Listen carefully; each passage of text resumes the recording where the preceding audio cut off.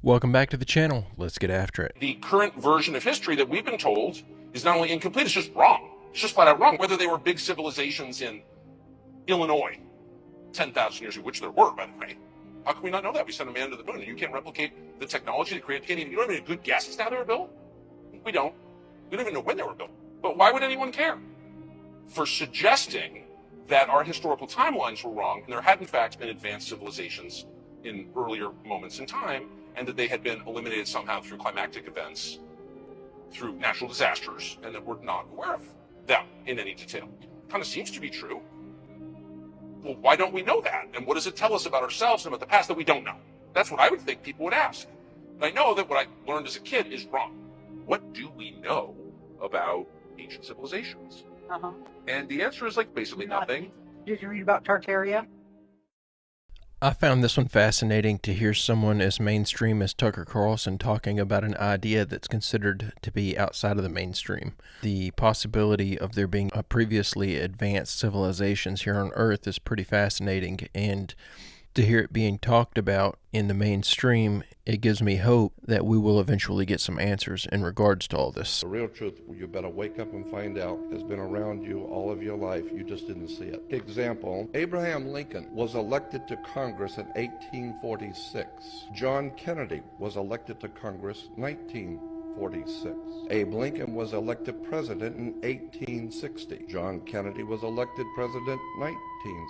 The names Lincoln and Kennedy both contain 7 letters. Both presidents were particularly concerned with civil rights. Both of the president's wives lost children while living in the White House. Both presidents were shot on a Friday in the head. President Lincoln's secretary was named Miss Kennedy. Kennedy's secretary was named Miss Lincoln. Both were assassinated by Southerners. Both were succeeded by Southerners. Andrew Johnson, who succeeded Lincoln, was born in 1808. Lyndon Johnson, who succeeded Kennedy, was born in 1908. John Wilkes Booth, who assassinated Lincoln, was born in 1839. Lee Harvey Oswald, who assassinated Kennedy, in 1939. Both assassins were known by 3 names: John Wilkes Booth, Lee Harvey Oswald. Both names are comprised of 15 letters. President Lincoln was shot in a theater named Ford. Kennedy was shot in a car named Lincoln, made by Ford. John Wilkes Booth ran to a theater and was caught in a warehouse. Oswald ran from a warehouse and was caught in a theater. Booth and Oswald were both assassinated before they could go to trial. And a week before Lincoln was shot, he was in Monroe, Maryland. A week before Kennedy was shot, he was with Marilyn Monroe.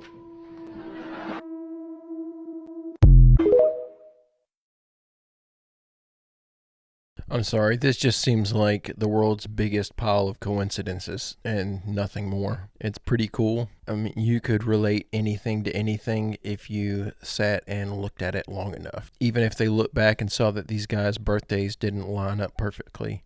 It might have been that they were married on the same day. It might have been that they both got fired on the same day from a similar type job. It might be that they both had 3 children and the second child shared a middle name between the 2 of them. You can find coincidences anywhere you go looking for them. What if they are hiding the Tartarian Mud Flood from us to cover up the fact that they intentionally erased them from history? The Mud Flood theory is a controversial hypothesis that claims that in the 18th or 19th century, a catastrophic event took place where a massive flood of mud covered entire cities and wiped out entire civilizations. The Tartarians were subject to this disaster and were wiped out completely. Now, the more sinister side to this story is that their entire existence was erased from history after this tragic event by the ruling elite. But why would they do that?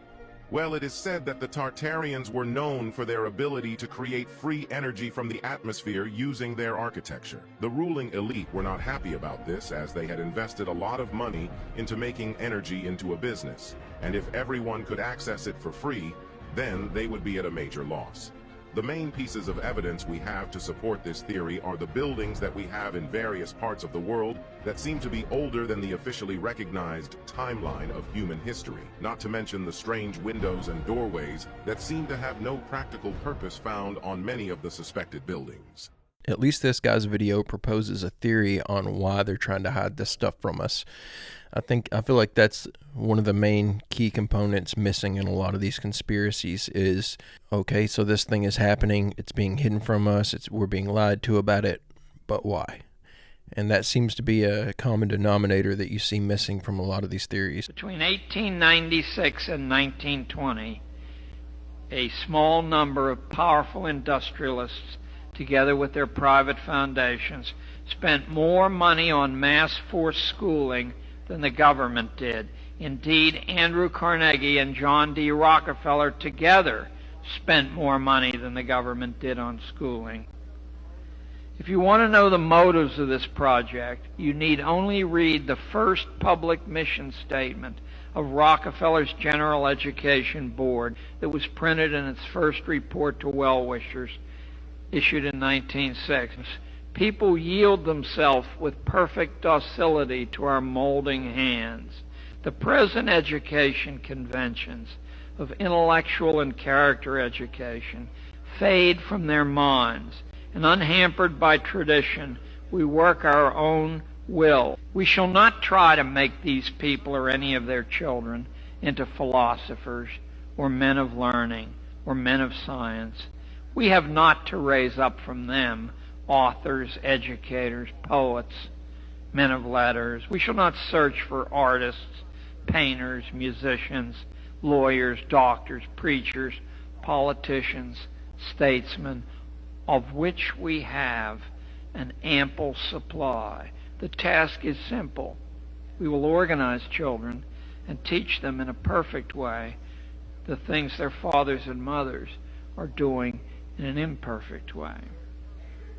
The real purpose of modern schooling was announced by Edward Ross of the University of Wisconsin in the same year that was written. Ross is generally considered one of the three founders of the 20th century discipline called sociology.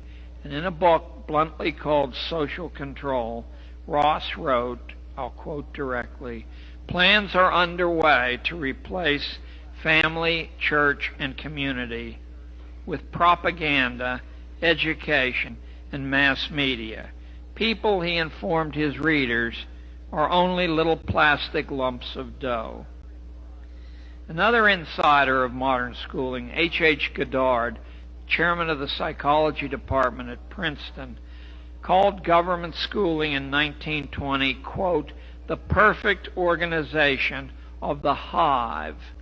Goddard wrote that standardized testing was to cause the lower classes to confront their biological inferiority, sort of like wearing a dunce cap.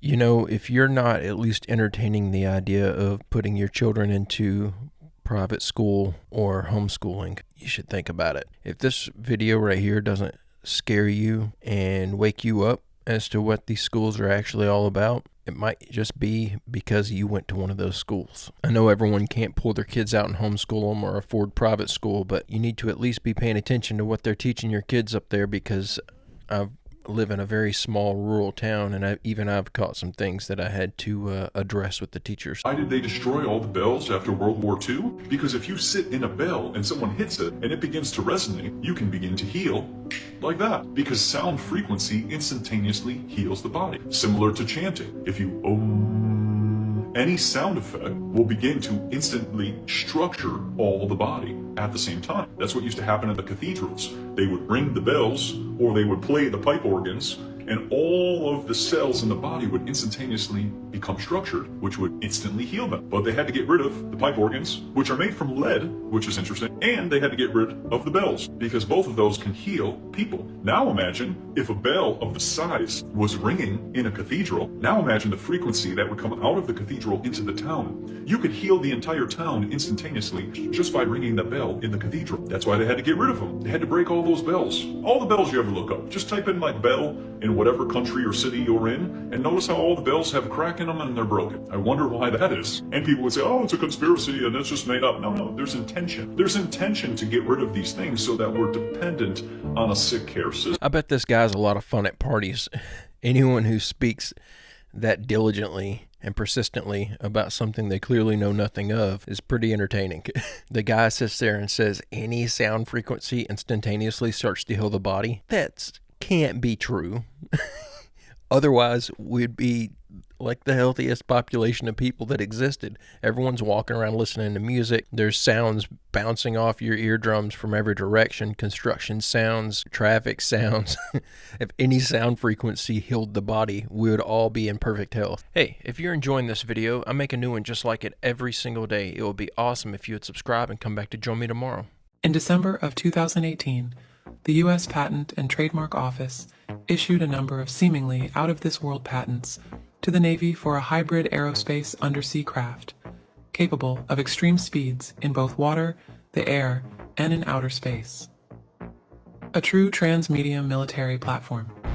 Technologies such as, quote, a high-temperature superconductor, a high-frequency gravitational electromagnetic wave generator, a force field like electromagnetic field generator, a plasma compression fusion device. This aerospace vehicle utilizing the mentioned components would be able to achieve truly extraordinary feats of speed and maneuverability in all three mediums of air, water, and space. This sounds eerily similar to some of the established 5 observables of UFOs encountered by Navy pilots in recent years. The ongoing disclosure of the Navy admitting its personnel regularly encounter UFOs keeps getting stranger. The technology contained within takes advantage of a quantum mechanics concept known as the pace effect, manipulating quantum fluctuations present in the vacuum of empty space. The inventor, Dr. Salvatore Pais, worked on this project while employed by the Naval Air Warfare Center. Dr. Pais breaks down his trans-medium craft down to 4 major components: an inner and outer wall, microwave emitters, and a technology called an inertial mass reduction device. The craft works, he says, by creating high-frequency electromagnetic waves throughout the cavity between the inner and outer walls, causing it to vibrate. This wall cavity will be filled with a noble gas. Dr. Pais states that if done correctly, the craft will interact with the empty space surrounding it, allow it to then behave anomalously. Quantum mechanics for years predicted that empty space is not at all empty, but filled with microscopic fluctuations. That is the fabric of reality, is filled with subatomic particles that blink in and out of existence, known as the Casimir force. It's this that Dr. Pais suggests can propel his craft. According to the Navy patents, in order to break this quantum vacuum energy, it details another patented device, a high-energy electromagnetic field generator. The field generator is encased in a shell made from a ceramic metamaterial. An electric motor contained within forces this metaceramic to spin. When spinning fast enough, this unique metamaterial will generate a strong electromagnetic field. These energy fields can engineer the fabric of our reality at the most fundamental level. While this technology may seem from the realm of science fiction, quantum mechanics does show, in theory, and with the required material sciences, this craft will work. Dr. Pais believes this plasma-lined hull, surrounded by an electromagnetic field, can achieve a state called macroscopic quantum coherence. Simply put, macroscopic quantum coherence is something we can observe that retains and exhibits very strange quantum-like phenomena. This effect can be observed with helium. When cooled to near absolute zero, it begins to do things that sound impossible. Leak right through a solid glass beaker, evaporate upwards against the force of gravity, and when stirred, it forms a vortex that will continue to rotate indefinitely. Dr. Pais suggests the craft itself can reach this exotic state. It's here we begin to cross over into truly anomalous UFO-type characteristics of quantum weirdness. Since interacting with vacuum, the craft will essentially be pulling particles out of vacuum, creating a void, allowing for smooth sailing through the void. All the main concepts mentioned, vacuum energy, macro quantum behavior, have been proven repeatedly in experiments. Consider this: if helium superfluidity behavior looks strange to you, imagine how a technological craft with these properties may look to an observer. Dr. Pace says in the patent that such a craft as his may need to be of triangular shape or cone in order to work. Such technology concepts does raise the question, could the Tic Tac have in fact been a Navy weapons platform test? Or was it truly anomalous, perhaps non-human technology at work? You be the judge.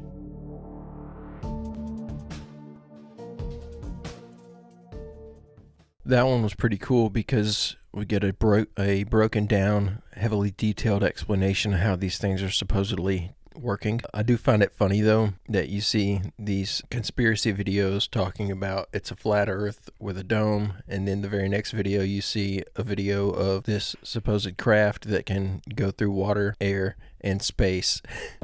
Admiral Byrd, you've been to both the North Pole and the South Pole. Is there any unexplored land left on this earth that might appeal to adventurous young Americans? Yes, there is.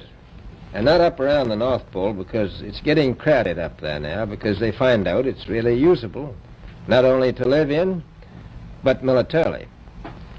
But strangely enough, there's left in the world today an area as big as the United States that's never been seen by a human being. And that's beyond the pole on the other side of the South Pole from Middle America. And I think it's quite astonishing that there should be an area as big as that unexplored. This is a tremendous So challenge. there's a lot of adventure left down at the bottom of the world. Well, Admiral, do you hope to see that? We've found enough of coal within 180 miles of the South Pole in a great ridge of mountains.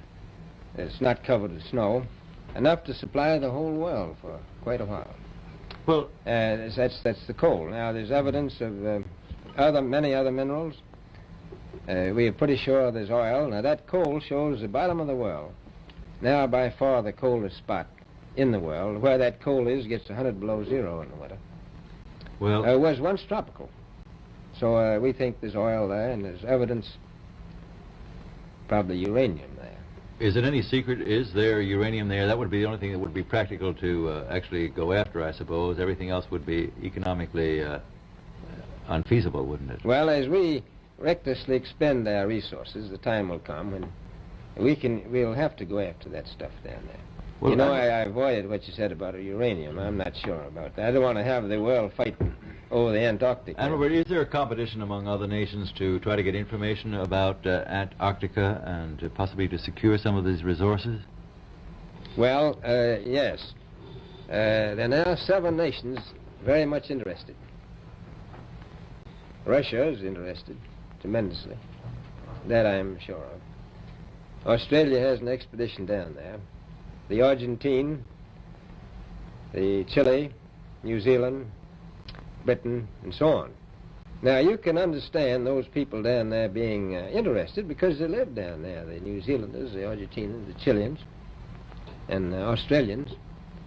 And so we don't do much about claiming anything. Admiral, you make this sound a little crowded. Are there that many expeditions now there or en route there? Well, you know, as I said, it's the most peaceful place in the world, but I don't think it will be for long because of this intense interest on the part of other nations and this nation. Well, Admiral... Say government. Well, may I ask you, is there a great difference between the top of the world and the bottom of the world? There is. Now, the North Pole is the center of an ocean 10,000 feet deep. The South Pole, the center of a plateau 10,000 feet high. The North Polar Sea is surrounded by continents slightly frozen. The Antarctic continent is surrounded by a belt of ice, frozen seas of at least 1,200 miles thick. Now, the South is a plateau. It gets, in some places, 14,000 feet up. I've been over areas about 13,000, and it's a little bit chilly up there. So there's that big difference between the top and bottom of the world. The North really isn't very cold up there on the Arctic Ocean. Not compared to South. I left this one in here. I know that probably most of you have seen it already. I just wanted to get a discussion in the comments section going about it. I always felt like this interview was Admiral Byrd against the world. You either take his word for it, you believe everyone else. And so I think it's fascinating to have a man of such high regard giving such a detailed explanation of that part of the world when we're told from all of our books and all of our scientists and all of our historians that there's nothing there. The structure that was found in 1994 called the Göbekli Tepe, and it totally has thrown off archaeology. They've been teaching that the Sumerians are the ones that had the first written languages, but they found the Göbekli Tepe, which is a 100,000 square foot temple that dates back to 11,600 years ago. Existed 6,000 years before the Sumerians, 7,000 years before Stonehenge in the pyramids. So this thing had been standing for over 1,000 years, and it has these giant 16-foot pillars in the middle of them, 10 tons each, and they have these carvings and stuff, very intricate layouts of the star constellations. It depicts the alignment of the stars and the sun. It was a prediction of when the flood was going to happen. So the flood that the whole world talks about, every culture has a flood story, that happened 5,000 years ago. This pillar is 11,000. Yeah. Did it drive anyone else crazy the way he was saying Göbekli Tepe? I think this one right here may have some weight to it. If you watch Graham Hancock's Ancient Civilization series on Netflix, it goes into a lot more detail on these on the Göbekli Tepe site. It's a very, very fascinating watch. I think everyone should check it out because it gives a lot more proof and evidence to there being advanced ancient civilizations. We're given a photo with the airships in the background in the sky. So I went digging and found this photo from 1905, World's Fair in Oregon, showing more airships. And since I haven't really covered this topic yet on this channel, in my opinion, and a few others, this form of travel was all over the place. It wasn't just created in the 1800s, and the Hindenburg event was used as a scare tactic to make these airships look faulty, removing this free energy form of transportation technology out of our lives. Do you really think that they put a gas in these airships that would be so incredibly flammable and fly them over massive cities? Or does it make more sense that this Hindenburg event was a planned event to get rid of this free form of travel and wipe it from the history books? Here we have a photo of one of these airships sitting in between the two spires of the old world building. You can see that they use these spires to electrically charge these airships, and this was common knowledge. And in the very next photo, it's leaving the port. We are not given the truth about our history. This isn't something that we are ever told about in our mainstream schooling system all over the world. Do you find that odd? Let's keep digging. We see that the US Army had this technology in the 1800s, as well as the Navy. Now, this is a photo from July of 1931, and we clearly have an airship charging at the top of this building. So we have a lot going on here, and this was within the last 100 years. An airship charging at the top of this tower. Did you think they only charged at the top of buildings? Of course not. They had charging docks in the middle of the water. Here we have a photo of the US Navy airship in 1924, charging from this boat. Now let's zoom in on this charging station to get a good look at what's going on here. Now this is a technology that we were never told about. This is hidden from our timeline, a clear proof that there is much more to the story than what we've been told, especially since this was not thousands of years ago, and shows how easily history can be rewritten. This technology should be common knowledge at this point. Here we have another angle in Rhode Island of the charging taking place. These airships were not powered by gas or simply helium. And if we switch angles here, we can actually see the charging tool that was used right at the top of this tower. They're clearly about to connect to the airship. So this, in my opinion, is clearly explaining what's going on at the top of these old world buildings. They were charging stations for the airships. They have the same features, and I guarantee you that they still turn on, since this was not that long ago. And I'm going to take this time right now to answer a lot of people's question. Will we ever find the truth? As we keep uncovering more and more documented evidence, we're going to find that the previous civilization was not that far in the past, and our current structures hold so much more technology than we ever truly understood. So in my opinion, yes, we are going to find the truth about all of this. We are uncovering the truth faster and faster, and this community gets bigger and bigger, with more and more people sharing their thoughts and knowledge. The mainstream history is becoming comedy hour at this point. So we can clearly see that these buildings all around the world may have had a second purpose, but they were without a doubt here to generate free energy, specifically for airships. And once you realize this, then we can go deeper and ask the question, was the previous civilization capable of using these buildings to power their flight that were so much more powerful, so much faster, and so much more incredible than an airship? I believe that they fully understood this technology. They were the ones that constructed it. They had this technology and were able to travel through the air so much faster than we can today while using the Earth's natural energy. These buildings are technology. They are able to extract the energy and are able to turn it into a fuel. If you're looking for a why, a motive to suppress this technology, well, it would 100% benefit a civilization, us. It's free. There is zero benefit to free transportation, free energy. Do we need to go further for the why? So when you go around your town now and see the top of these buildings, we can all understand how popular this form of transportation really was. It was everywhere. All right, that one was pretty convincing. I gotta say, he's got a lot of evidence there and a lot of photo proof to show those things docking at what appears to be charging stations. That's pretty convincing. You are absolutely right about that cave. There are many beautiful mud fossils to be found there. From the Three Whales Rock to, of course, the cave of the petrified snake. But it's not just in the beautiful country of Thailand you'll find the evidence of these mud fossils. And it's far from just the titans or the giant trees. The rocks were quite literally a lot. And if you don't think they lied to us about petrification and the act of fossilization, just take a look at a few of these examples. Petrification happens a lot quicker than you think. Makes you really rethink those dinosaur fossils they tell us are millions of years old, eh? Unless they had engines back then. Many of the NPCs will come into the comments and scream pareidolia. And that's fine. Let them keep their heads in the clouds, imagining faces in the clouds, seeing cute little bunnies. For those of us with open eyes, you can truly see this beautiful world for what it really was. The evidence of how much larger our realm was can be found all around us. But the mind is useless if the eyes do not choose to see, or have been made intentionally blind. And that is what these parasites have done so well, blinded us to the truths hidden in plain sight all around us. Question everything, friends. Until next time. Right, some of those do just look like rocks that resemble animals, but then you see the stuff that looks like snakes, really looks like a petrified snake. That's pretty fascinating. The Roman circus. That's why they pay Anchorman like Dan Rather $2 million a year, because he doesn't question them. He knows that if he goes against them, he's going to lose $2 million a year. Do you think a man that looks pretty and sits in front of a TV camera for the 6 o'clock news is worth $2 million a year? No way. I don't care how long he works and I don't care what he does. There is no job worth $2 million a year. That's why they pay athletes these fantastic salaries. I was listening to the radio the other day. They just contracted to pay one player on one team $6 million a year. Can you believe this? And why is that? It's the Roman circus.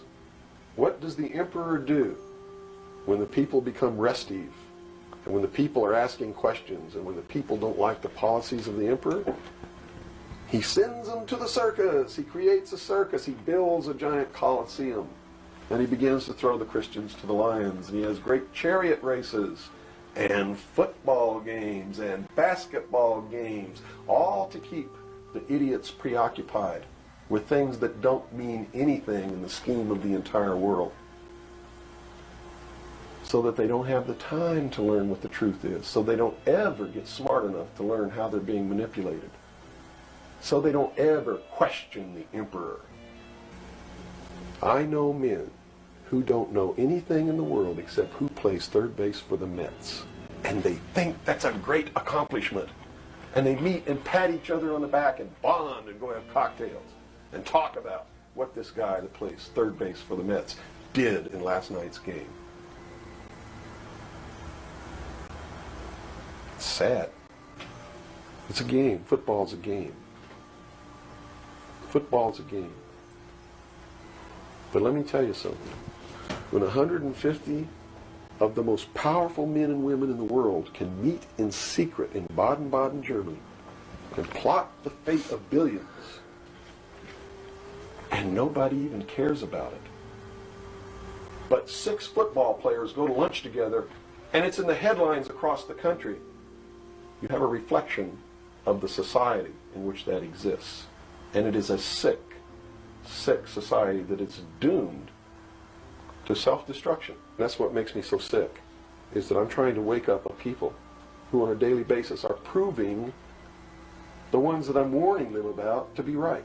A nation of people who are willing to send their sons and daughters that they profess that they love to a foreign country to die. And they use the excuse to themselves that they're sending them off to defend our country, and they know damn well that's a lie. I tell you, this circus is about to come to a close. There is some absolute 100% truth to all of this, what he's saying. But if you've noticed in the past few years, our government, our politics have creeped into the circus, and it's starting to tear things apart. The circus is not as distracting as it used to be. Well, guys, that's the end of this video. I'm going to wrap it up right here. I hope you enjoyed these clips that I put together. I enjoyed putting them together and sharing them with you. And I will see you in the next one. I'll see you tomorrow.